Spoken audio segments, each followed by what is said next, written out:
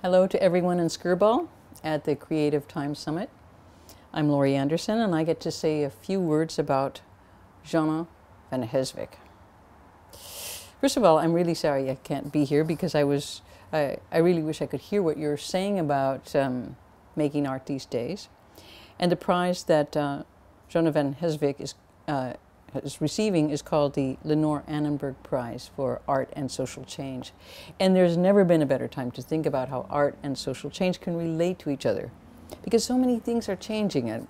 The enormous economic structures, the relationships of public and private, and I can't think of a time when things were shifting more than right now. Now, when I look at Jeanne van Heeswijk's work, one of the first things I think of is something that she said when she was working on a project in Shanghai, and she said things are happening so fast. People feel that they are no longer part of the change happening all around them. And you know what she's talking about. I mean, it's happening here, it's happening everywhere. And to me, Jeanne van Heeswijk is a real hero.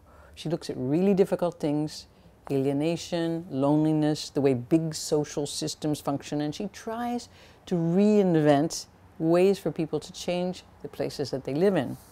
Now, she starts in a really simple, really direct way. For example, she did Face Your World, which was a project in Ohio in which she and her collaborators made this software called Interactor for children to design places and cities and public spaces. And this was very clever because children are really good designers. They figure out the essentials really very fast. They look, you can look at the pictures that they draw of like houses. There's a roof, windows, a door, and then there's a giant steering wheel sized doorknob. Because they know that the most important thing about a house is how do you get into the house and how do you, more importantly, get out of the house. Anyway, when I look at that world, which is constantly evolving and never quite built, the one that Jeanne van Heeswijk is working on with many people, I realize that this world made of people's imaginations is the world that I really want to live in. Now I want to take a second and mention a book here, and it's one of my favorite books. It's called How to Be Idle by Tom Hodgkinson. And it's a book about work and what it means and why we do it. And if you live in New York City, when people meet you, after your name, the next important thing is like, what do you do? What is your work? And so it's kind of a good thing to know what you're doing this for. Now, there's one chapter in How to Be Idle where he quotes a British newspaper headline that says, Britain loses 200 million man-hours this year to illness. And he says, wait a second, since when did you owe Britain your man-hours?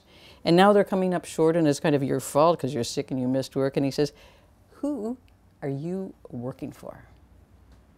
And it's a great question. I think that artists really need to ask. And I have a friend who said, I just realized that I'm not part of the art world. I'm part of the art market. So I think reinventing systems is a really important way not only of looking at art, but of making art. Anyway, I hope you head over later today to the St. Mark's bookshop to buy this book, How to Be Idle, Tom Hodgkinson. Now, another thing I want to say about Jeanne van Heeswijk's work is that I really like the way she's not afraid about whether it's art or whether it's not. She's just not worried about that.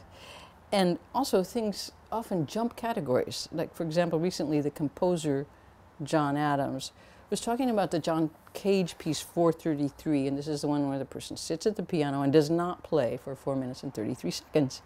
And Adams said that that wasn't a piece of music that he would just sit down and listen to, 433. And he said in that sense it wasn't a good piece of music, but it was very good philosophy. So I think it's important to remember that it can be great without knowing exactly which category it's in. Nobody knows what art is, really, absolutely nobody. Now, a few years ago, I spent some time as the first artist in residence at NASA.